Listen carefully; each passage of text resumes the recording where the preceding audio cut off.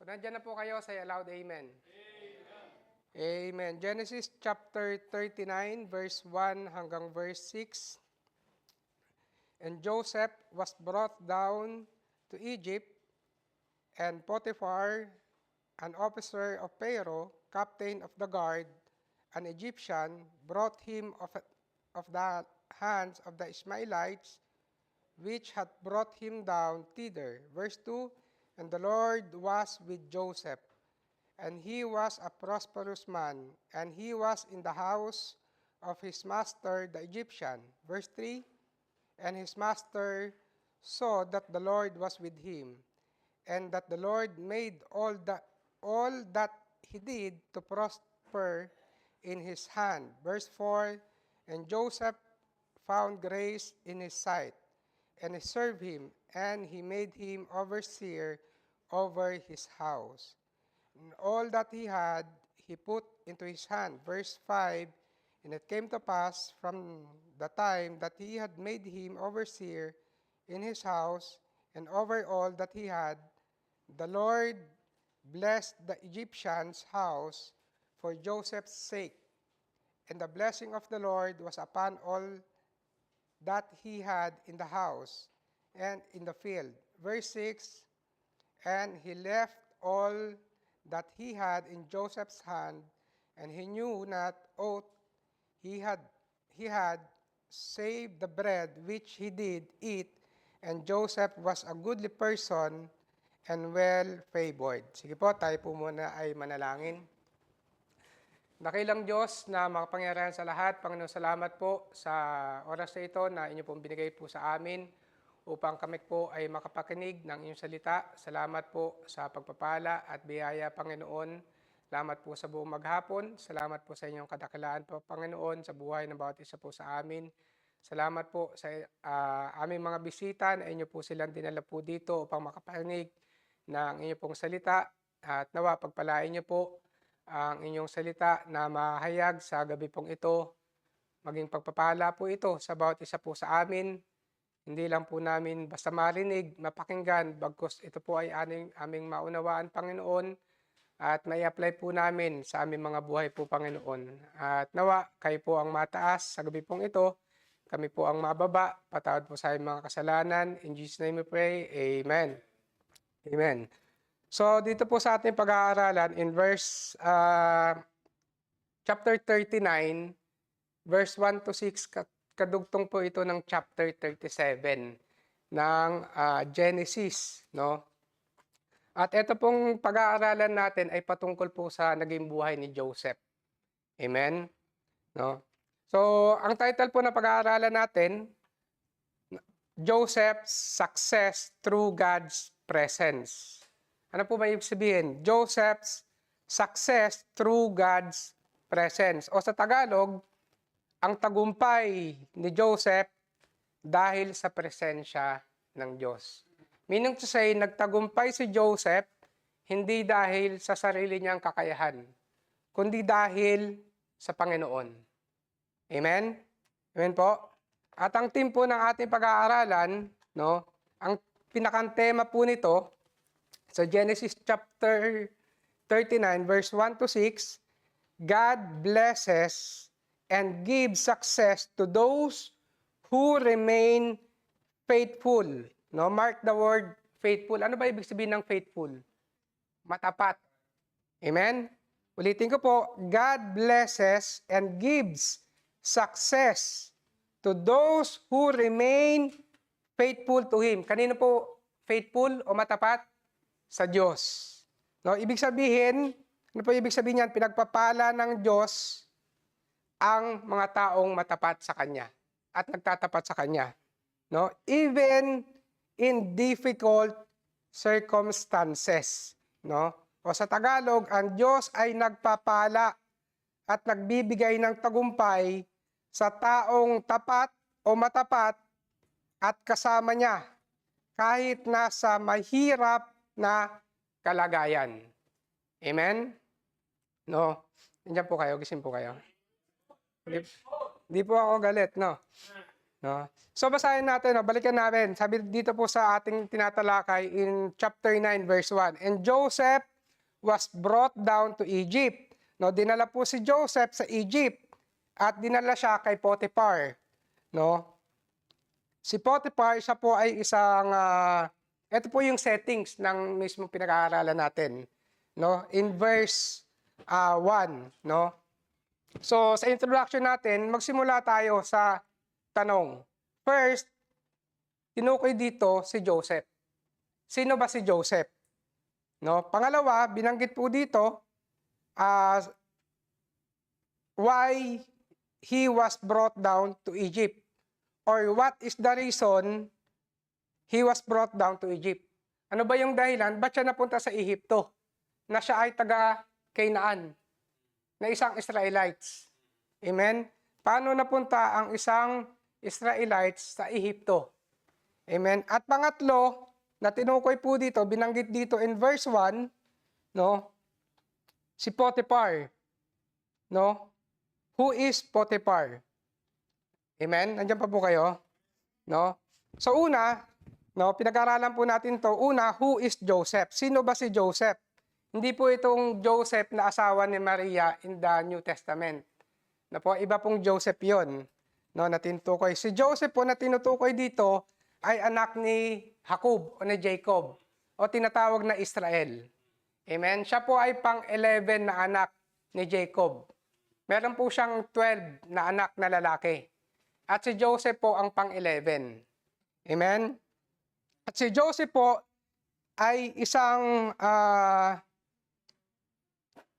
God-fearing. Meaning to say, meron po siyang takot sa Diyos. Meron siyang pagkakilala sa Diyos. Siya po ay, ito po yung ugali ni Joseph, no, para makilala po natin siya. No? Siya po ay God-fearing, siya po ay faithful, ibig sabihin siya po ay tapat o matapat sa Diyos. Siya ay wise. Ano ba ibig sabihin ng wise? Matalino, mapamaraan. Amen? And siya din po ay isang good steward. Ibig sabihin, mabuting katiwala. Amen? At isa pa, greatly used by God. Ibig sabihin, siya po ay lubos na ginagamit ng Diyos. Amen? Yan lang po ang short background natin patungkol kay Joseph. No? Mamaya, tatalakayin natin kung bakit siya napunta sa lugar ng Egypt at ano ang dahilan ng bagay na yon. Para maunawaan po natin yung sinasabi ng buong talata from verse 1 up to verse 6 ng chapter 9. Amen? Ngayon, pangalawa, bakit ba siya napunta sa Egypt? Ano ba ang dahilan kung bakit siya napunta sa Egypt? No? Why he was brought down to Egypt? And what is the reason why he was brought down to Egypt? No? Mababasa natin, punta po tayo ng chapter 37.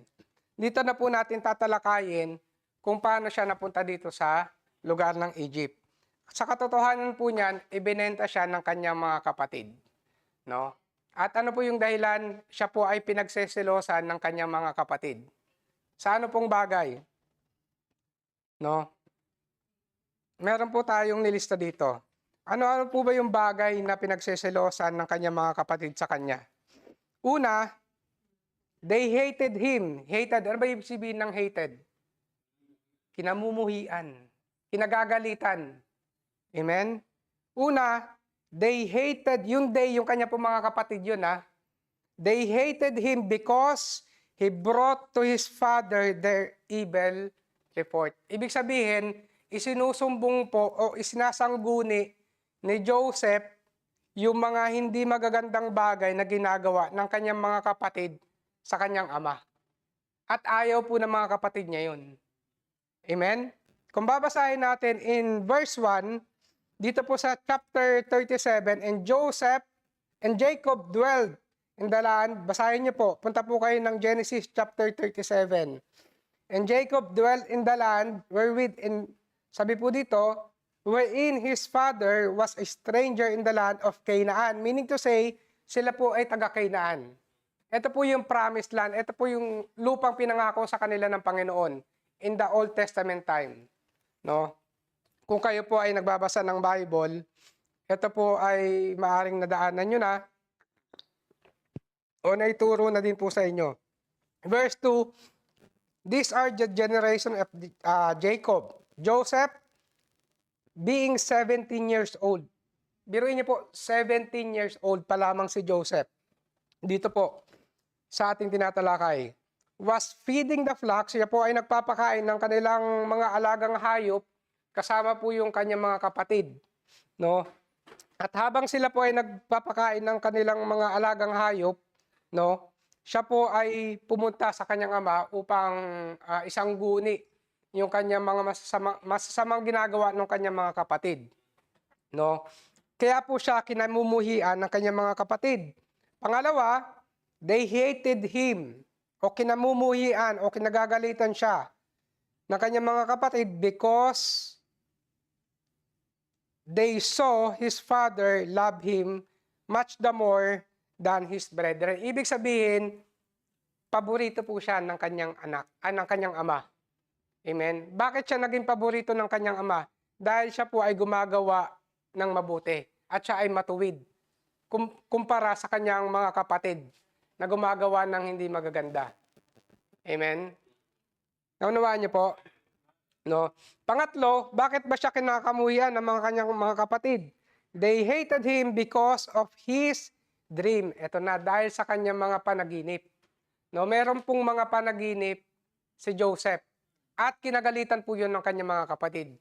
Ang una po niyang panaginip ay meron siyang mga bigkis ng palay na nakapalibot at yung bigkis ng palay, ibig sabihin 11 yon dahil 11 sila magkakapatid. At yung isang bigkis ng palay na nasa gitna, yun yung kay Joseph. At yung kanyang panaginip, yung mga bigkis ng palay na yon ng kanyang mga kapatid ay yumuko sa kanya. Ibig sabihin, basahin natin na po, para maunawaan natin. In verse 5 to 8. Buksan niyo po in verse 5 to 8 ng chapter 37. And Joseph dreamed a dream, and he told it to his brethren. And they hated him. Sabi po dito, yet the more. And he said unto them, here I pray you, this dream I have dreamed. Ito yung panalangin ko. Sasabihin ko sa inyo. Ito yung naging panaginip ko. Sabi po ni Joseph, for behold, we were binding sheaves. Ito po yung sheaves, binding. Sabihin, ito po yung mga nakabigkis na palay in the field. And lo, my sheaf arose, and also stood upright, and behold, your sheaves stood run about. Yun, nakapalibot po sa kanya, and made obeisance. Ano po ba ibig sabihin ng obeisance? Yumuko, o nagbabow down doon sa kanya. Amen? At dahil po doon sa kanyang panaginip, and his brethren, in verse 8, said to him, ito po ang sabi po ng kanilang mga kapatid, naunawaan po ng kanilang mga kapatid yung panaginip ni Joseph. Sabi po nila, thou shalt indeed reign over us. Amen? Or thou shalt indeed have dominion over us. Ibig sabihin, papamunuan mo ba kami? Ikaw ba ang mamumuno sa amin? Amen? At hindi po matanggap ito ng kanyang mga kapatid. Amen? And they hated him yet the more for his dream. No? At after po niya, nagkaroon pa siya ng pangalawang panaginip. Yung kanya pong pangalawang panaginip ay may, yung buwan, yung araw, at yung mga bituin naman. Amen? Makikita natin yan in verse 9 up to verse 11. At sabi po dito, and he dreamed yet another dream, and told it to his brethren, and said, behold, I have dreamed a dream more, and behold, the sun, tingnan niyo po the sun and the moon, and the 11 stars, made obeisance to me. Ibig sabihin, yung sun and moon, yung kanyang nanay at tatay. At yung 11 stars, yung kanyang mga kapatid. Made obeisance unto me. Yun po yung kanya naging pangalawang panaginip. Yumuko at lumuhod sa kanya. Yun po yung naging pangalawa niyang panaginip. And he told it, sinabi niya yon sa kanyang mga kapatid, and he said unto them, sabi po, what is this dream that thou has dream. Ano ba tong panaginip mo na sinasabi mo sa amin? Sabi po ng kanyang mga kapatid, Shall I and my mother and thy brethren indeed come to bow down? Ang nagsasalita na po dito, yung kanyang ama na si Jacob. Ako ba, na tatay mo at yung nanay mo at yung mga kapatid ay magbabow down sa'yo at kami ay yung papamunuan? Amen? No, nasusundan niyo po ba? No? Bow down ourselves to thee, to the earth. Amen? Ito po yung naging pangalawang panaginip niya kung bakit siya mas lalong kinamumuhian ng kanyang mga kapatid. Bukod sa paborito siyang anak ng kanyang magulang na si Jacob at binigyan siya ng coat of many colors, sa lahat po ng magkakapatid, siya lang yung binigyan ng ganun ng kanyang ama. No? At yung pang-apat na bagay na kung bakit siya kinamuhian, and they envied. Siya po ay kinainggitan ng kanyang mga kapatid dahil siya ay binibigyan ng pabor ng kanyang ama. Amen? Bukod sa mahal siya ng kanyang ama, siya ay nabibigyan ng pabor ng kanyang ama. Bakit? Dahil po siya ay isang matuwid na anak at masunuring anak. Amen? Nandiyan po kayo? No? So, pangatlo na po, who is Potiphar? No?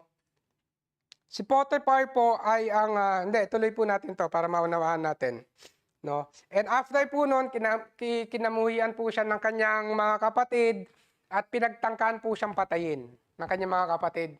Imagine niyo po yung nangyari po kay Joseph, kinamuhian po siya ng mga kapatid, pinagtangkaan po siya ng kanyang mga kapatid, inutusan po siya ng tatay niya na pumunta doon sa field para tignan yung kanyang mga kapatid kung sila ba ay gumagawa ng mabuti.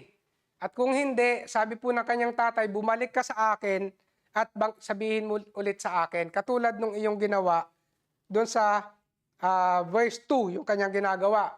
No? At nung dumating na po siya doon sa field o sa tinatawag na sabihin nating taniman o palayan o bukid, nakita po siya ng kanyang mga kapatid sa malayo pa lang. At habang po siya ay nasa malayo pa lang, pinag-uusapan na po siya ng kanyang mga kapatid. Ito na yung dreamer. Ito na yung nananaginip ng mga panaginip paparating na. Sige, pagtangkaan natin to, patayin natin to. Ganun po katindi yung galit nila kay Joseph. Amen? At pagdating po ni Joseph, no, meron po siyang isang kapatid na nagtanggol sa kanya. Yun po ay si Reuben. No? Dahil mahal niya po itong si Joseph at ayaw niyang mapahamak. Gumawa siya ng paraan upang hindi nila patayin si Joseph. Ang sabi niya sa kanyang mga kapatid, wag na natin siyang patayin dahil kapatid natin siya. Itapon na lang natin siya dito sa balon. So ang ginawa po nila, kinuha nila si Joseph at itinapon po nila sa balon. At pinagluray-luray po nila yung kanyang damit. No? At may dumating po, inaano ko na lang po yung story, no? Pinaparaphrase ko na lang para hindi po ganun kahaba kung babasahin natin. Pinagluray-luray nila yung kanilang damit, no? Tas habang si Joseph po ay naandoon sa balon, no? Sa malalim na balon, yung mga kapatid niya po ay nakaupo doon sa paligid ng balon. Sila po ay nag-uusap, anong mapapala natin kung mamamatay itong si Joseph? Wala rin tayong mapapala. Ang ginawa po nila, ibinenta nila si Joseph. Ibenta na lang natin to sa 20 pieces of silver. Amen? So, ibinenta po nila si Joseph sa Ishmaelites. At ito pong mga Ishmaelites na ito is mga ngakal, namimili, mga merchants, mga businessman, kumbaga. Ano po, nung panahong yon. At ito pong mga Ishmaelites na ito ay binili si Joseph at dinala siya sa Egypt at ibinenta kay Potiphar bilang isang maging alipin. At pagdating niya po sa Egypt, siya po ay naging alipin ng mga taga-Ehipto. Amen? Dito na po pumasok etong chapter 39, verse 1 to 6. Amen? Amen po, nandiyan pa kayo? No? So, naintindihan niyo po yung istorya. Naunawaan po ninyo kung paano po yung naging buhay ni Joseph, no? Mahirap po ba o madali yung naging buhay ni Joseph? Mahirap, tama? No? At makikita po natin dito, sabi po in verse 2, no? Dito po sa chapter 9, and the Lord was with Joseph, and he was prosperous. After po ng lahat ng pinagdaanan niya, siya po ay pinagpala pa ng Diyos. Amen? So anong makikita po natin dito sa ating pinag-aaralan? Number 1, no? Sabi po dito in verse 2, the Lord was with Joseph. Ano po bang ibig sabihin niyan? No? The Lord was with Joseph. Sabi po dito, and the Lord was with Joseph, and he was prosperous man in the house of his master, the Egyptian. Ang ibig sabihin po niyan, God was actively present and working in Joseph's life. Ibig sabihin, sa kabila po ng pinagdadaanan ni Joseph, sa lahat ng hirap na pinagdaanan niya, kasama niya po ang Panginoon. Amen? Naunawaan niyo po, simula po nung pinagtangkaan siya ng kanyang mga kapatid, naging alipin siya, kasama niya po ang Panginoon. Amen? No? Ano po ang makikita natin katotohanan dyan? Number 1, truth number 1, God's presence, no? God's presence, guidance, and protection, power, and purpose was with Joseph. Amen? Naunawaan niyo po? No? God's presence, guidance, protection, and power, and purpose was with Joseph even when he was from home and treated unfairly. God is working in his life. Bakit po? Sa kabila ng pinagdaanan niya, siya po ay nanatiling matapat sa Diyos. Amen? Hindi po dahilan ang estado ng buhay natin para hindi po tayo magtapat sa Diyos. Lahat po tayo may pinagdadaanan. Lahat po tayo may pagsubok. Tama? Wala po sa ating hindi naghihirap. Wala po sa ating hindi sinusubok ng Diyos. Wala po sa ating hindi namumblema. No? Marami sa inyo namumblema sa bayarin, sa mga utang, sa sakit, o kung ano man, mga bagay, problema. Amen? Pero kung kasama natin ang Diyos, no, ang sabi po dito, sa ating pinag-aaralan, and the Lord was with Joseph, and he was a prosperous. Siya po ay pinagpapala pa rin ng Diyos. Ano ibig sabihin niyan? God did not leave Joseph. Hindi niya po iniwan ng Diyos si Joseph sa kabila ng kanyang mga pinagdaanan. God stay with him whether he went, kahit saan siya magpunta. No? God directed Joseph decision. Kung nasa kalagayan po kayo ni Joseph, ano kaya ang gagawin po ninyo? Ano kaya ang mararamdaman nyo sa mga kapatid nyo? Ganun po ang gagawin po sa inyo. Amen? No? Pero makikita natin dito na hanggang makarating siya dito, no? Nanatili po siyang matapat sa Diyos. Amen? Amen po? God directed Joseph's decision, yung kanya po mga desisyon, no? Actions and work, no? God was guiding him. No, andun po yung gabay ng Diyos sa kanya. Amen? Andyan po kayo, no? God kept Joseph safe and strong through many danger and trials, no? Everything Joseph did succeeded because, kung papansinin niyo po dito, sa ating mga pag-aaralan, bibigay ko po sa inyo yung mga points natin, no? Points number 1, the Lord was with Joseph, no? Sa pangalawa, no? Sabi po dito, the Lord made all that he did to prosper in his hand, no?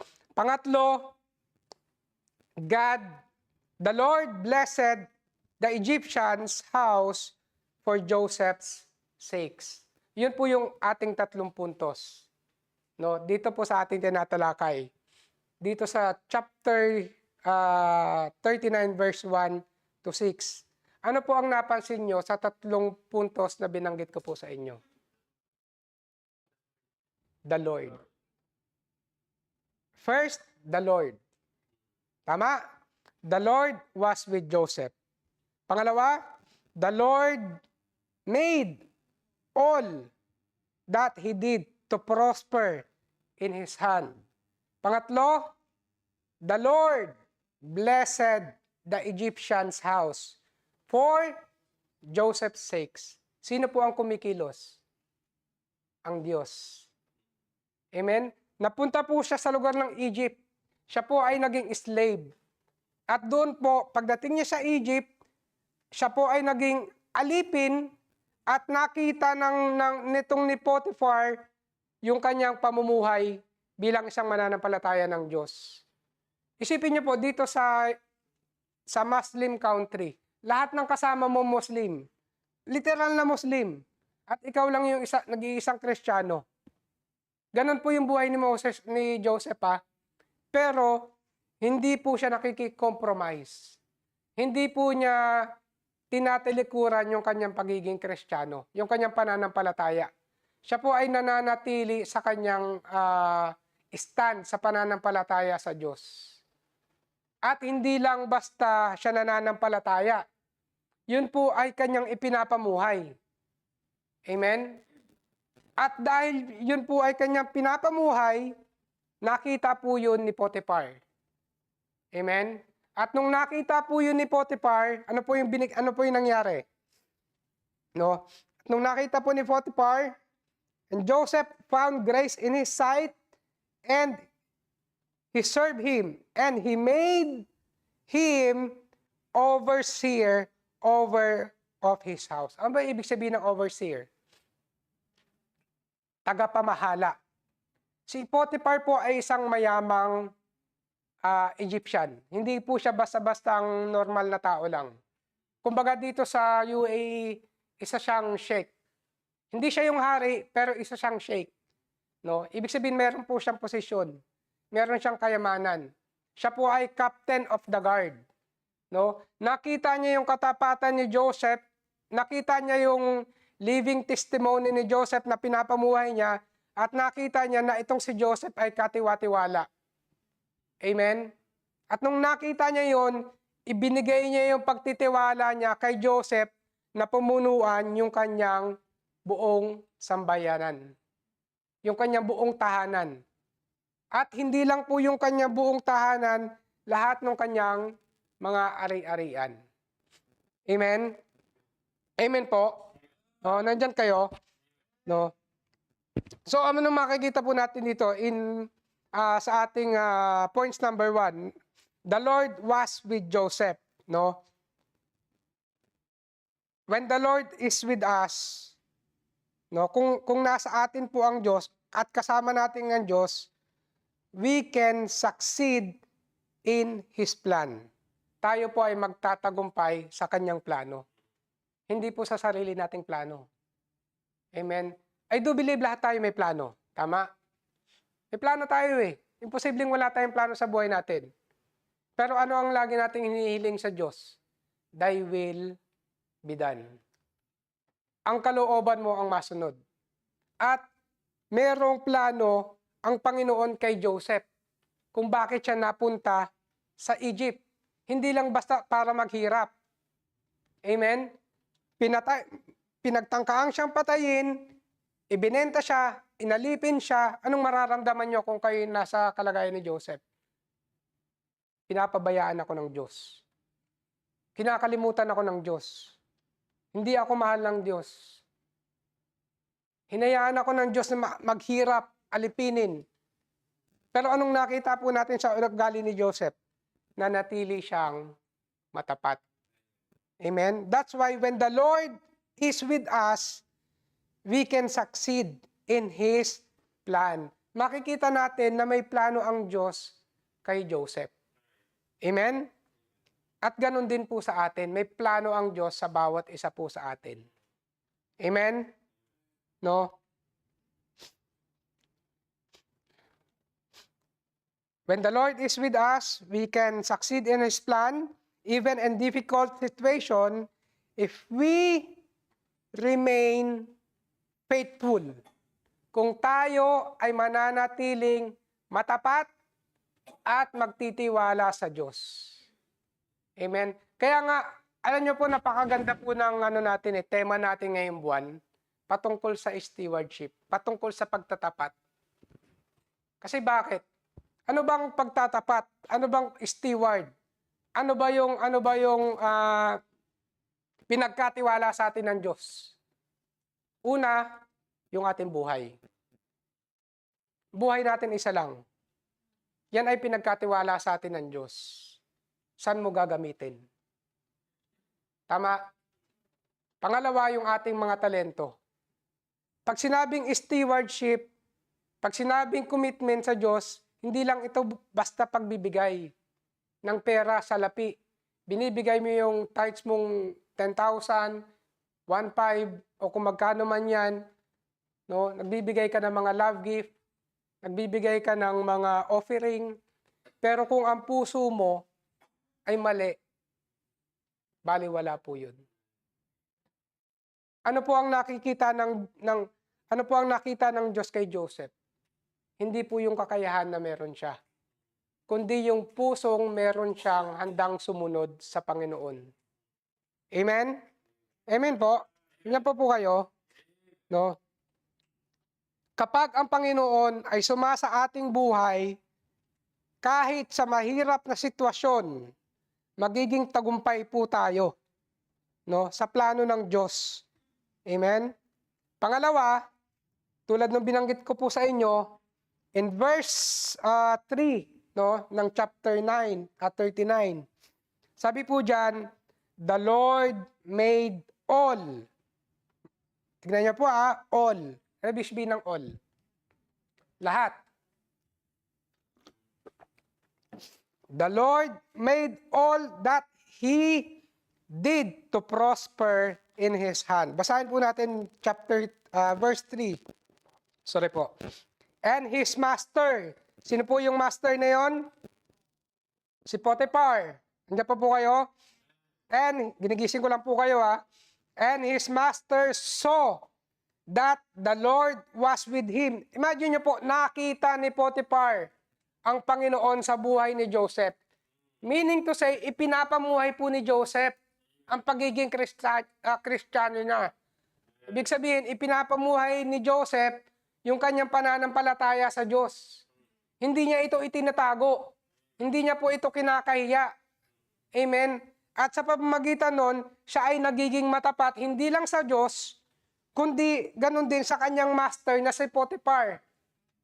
Amen? Nagiging matapat siya at siya ay nagiging masunurin. Ibig sabihin, dahil sa pagsunod niya sa Panginoon, siya ay matuwid din na sumusunod sa kanyang master na si Potiphar. Siya din ay nagiging matapat sa kanyang master na si Potiphar. Amen? At ito po ay nakita ni Potiphar. Amen? And that the Lord made, sabi po dito, and his master saw that the Lord was with him, and that the Lord made all that he did to prosper in his hand. Ano po ba ibig sabihin yan? No? The Lord made all that he did to prosper in his hand. Truth number 2, no? God made everything Joseph did succeed. His prosperity, no, was the result of God's hand. Hindi po sa kanyang sariling kamay. Yan po ay galing sa Diyos. Amen? Kaya nga, hindi po tayo pwedeng magmayabang sa sarili natin Hindi po pwede tayo magmalaki sa sarili natin na nagawa ko to. Kaya ako nasa gantong estado ngayon. Yan po ay galing sa Diyos at biyaya ng Diyos. Amen? No? Sabi po dito, God made everything Joseph did succeed. His prosperity was the result of God's hand, not just his own effort. Nandun yung effort, hindi naman talaga mawawala, mag-e-effort ka talaga. Amen, nandyan yung biyaya ng Diyos, pero kung wala kang gagawin, paano ka kakain? Andyan yung biyaya ng Diyos na sa lamesa. Hindi naman pwedeng isubo ng Diyos sa iyan. Natural, lalapit ka at ikaw yung kikilos para makakain ka. Amen? So may effort ka rin gagawin. Amen? Tama po ba? No? Pinagtagumpayan ng Diyos ang lahat ng ginawa ni Joseph at ng kanyang tagumpay ay bunga ng Diyos, hindi lamang ng kanyang sarili. Meaning, hindi sa galing ni Joseph kung bakit siya nagtagumpay, no, sa kanyang buhay, kundi sa biyaya ng Diyos. No, paano po natin ma-apply ito sa buhay po natin? Bilang isang Kristiyano, ano po, isa kang Kristiyano, let's say sa trabaho mo, tayo po ba ay nagiging matapat sa trabaho natin? No? Application po natin to. Kapag tayo ay tapat at masipag, gagamitin ng Diyos ang ating kamay upang tayo ay magtagumpay at maging pagpapala rin sa iba. Amen? Nakita niyo po kung paano pinagpala ang lugar ng Egypt ng dahil kay Joseph. Bakit po pinagpala ang Egypt dahil kay Joseph? Kasi po si Joseph ay naging matapat. Amen? Amen po? Diyan pa po kayo? No? Pangatlo, sabi po dito in verse 5, no? Basahin po natin, verse 5. And it came to pass from the time that he had made him overseer in his house, and over all, bukod sa kanyang tahanan, over all that he had.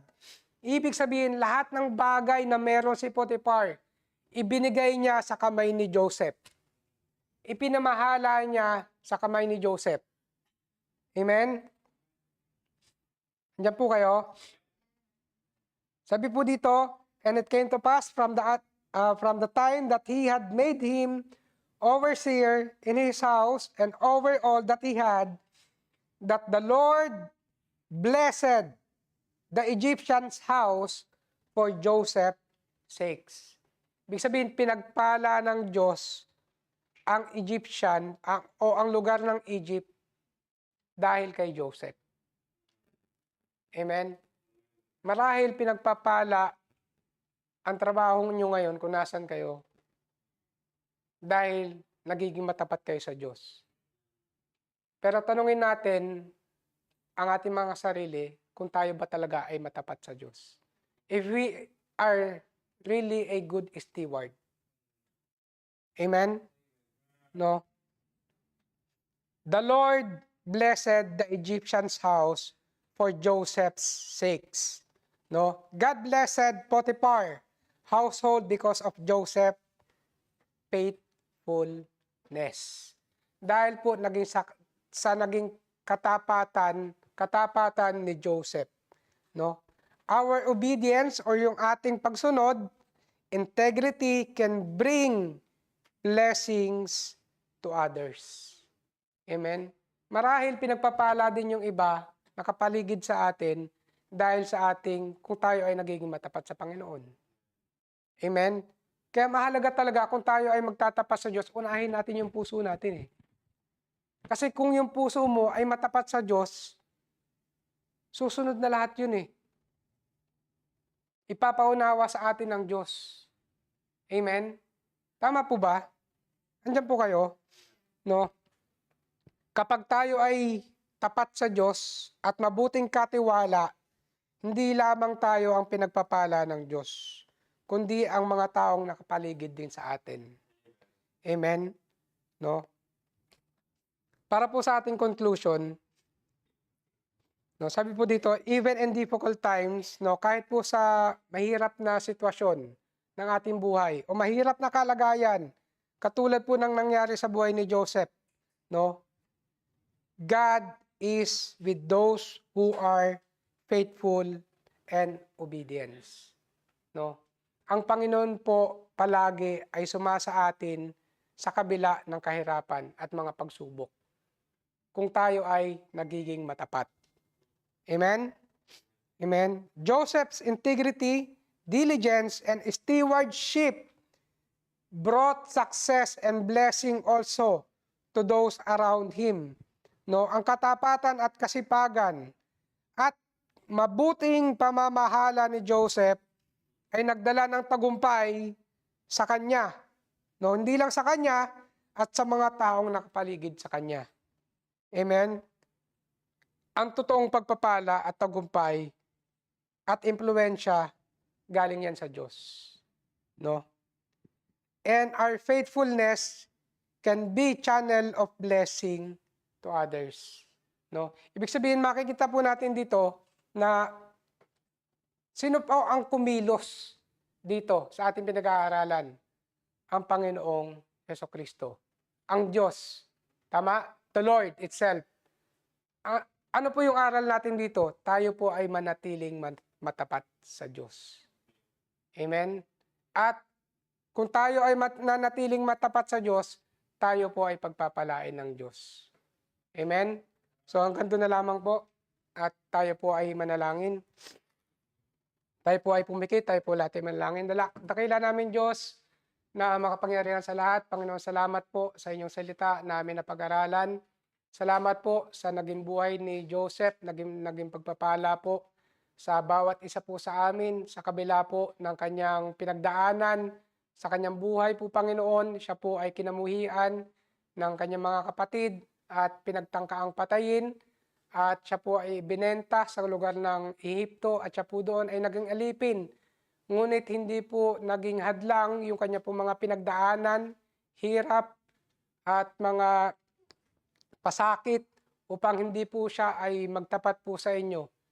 At salamat po sa kanyang buhay na naging aral po sa amin na sa kabila po ng mga bagay na pinagdadaanan ng bawat isa po sa amin, ang kailangan lang po namin gawin ay patuloy na maging matapat at magtiwala po sa inyo po, Panginoon.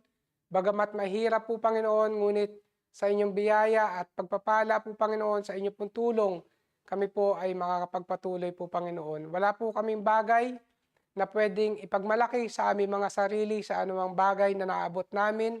Po, Panginoon, lahat ng ito ay dahil lamang po sa inyong biyaya at pagpapala. Nawa, Panginoon, tulungan niyo po kami na maging matapat at katiwala po ninyo. Una, sa aming mga buhay po, Panginoon. Pangalawa, sa aming pong mga talento na inyo pong pinagkaloob. At pangatlo, sa aming mga kakayahan, sa aming mga ari-arian, mga bagay na meron kami, ay ipagkatiwala po namin ito sa inyo at hindi po namin ito kamkamin po, Panginoon. Bigyan niyo po kami ng tamang puso, tamang motibo, tamang hangarin, at tamang kaisipan to be a good steward unto you po, Panginoon. Patawad po sa aming pagkukulang, sa aming pagkakasala, Panginoon, at lahat po ng papuri at pasasalamat, binabalik po namin sa inyo. In Jesus' name we pray. Amen. Amen.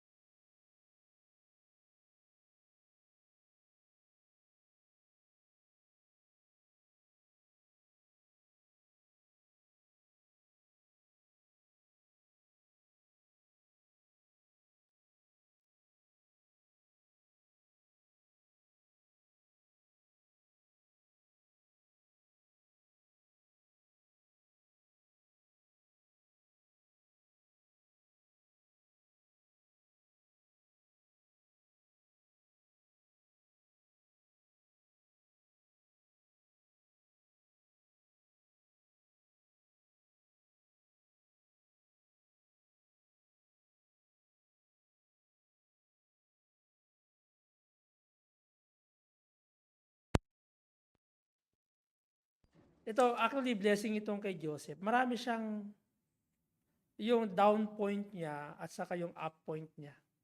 Down point niya nung siya ay nilagay sa balon at ibinenta sa Ismaelites. Okay? Ang up point niya, kinuha siya ni Potiphar na alin?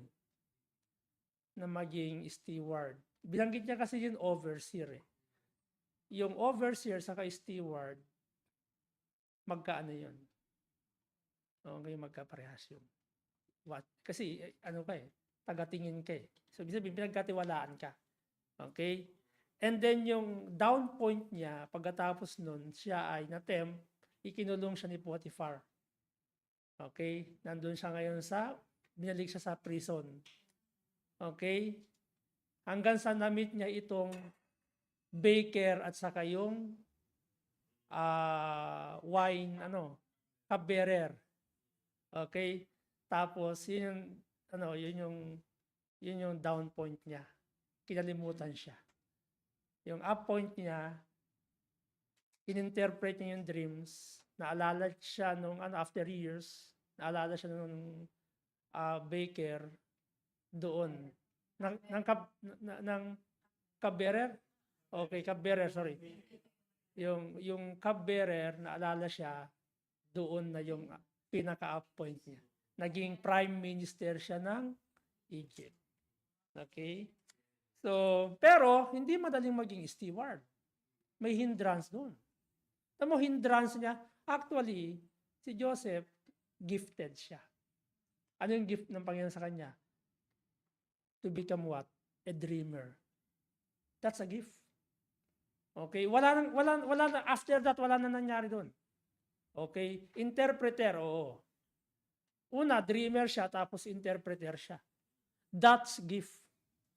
Okay? After him, prophets, vision, that is different. Kasi baka iniisip nyo, yung panaginip natin ngayon ay nagkakatotoo, hindi na po. Tapos na po yung era, okay, ng dreams. Kasi noon, wala pang Bible. Tapos na po yun. Kaya kung nanaginip kayo ng masama, hindi po totoo yun. Baka kasi hindi kayo nag-pray. Okay? O kaya hindi tama yung puso nyo nag-pray kayo. Pero may nananaginip sa pagod, pero hindi po yung totoo. Wala na pong interpretasyon yung panaginip nyo ngayon. Maka ini-interpret nyo, Pastor, ano ba yung ibig sabihin ng panaginip ko? Nabangga ako nung na aksidente yung kicks eh. Sa akin wala na yun. Medyo maaaring pagod ko. Okay, kasi yung mga di ba? Naiisip. So, okay? So, ulitin ko mga kapatid, hindi po biro ang maging steward. May hindrance. Ang daming hindrance si Joseph para maging prosperous siya. Okay? Maging prosperous man siya. But, meron siyang down point, meron siyang up point. Last up point niya, nung ginawa siya ni Pharaoh na isang tagapamahala ng buong Ehipto. Okay? So, tayo po ay mag-pray na. Salamat sa Panginoon sa message. Meron po ba tayong urgent na prayer request? Bago tayo maghiwa-hiwalay o i-dismiss, mag-pray muna po tayo. Bago kayo dismiss. Sino po ang may mga sakit? Ayan, pag-pray po natin yung tenga ni Elijah, yung right ear ni Elijah, nawa po ay matanggal na yung tubig sa kanyang likod ng eardrum. Hindi yung tenga niya. Pero kasi nung nakaraan, pina-check up po namin siya, 2 tenga niya, mayroon na siyang tubig. Hindi ko alam kung nilalagyan niya ng tubig. Okay. Kaya po nagkaroon ng infection at saka later ng mga nakaraan, hindi siya nagsasalita ako, medyo mataas na yung Kaya minsan nagsisigawan kami sa loob. Elijah! Parang akala nyo galit na galit ako kasi nga hindi niya na ako naririnig dahil na na yung kanyang pandinig. So pina-check up po namin, salamat sa Panginoon may insurance.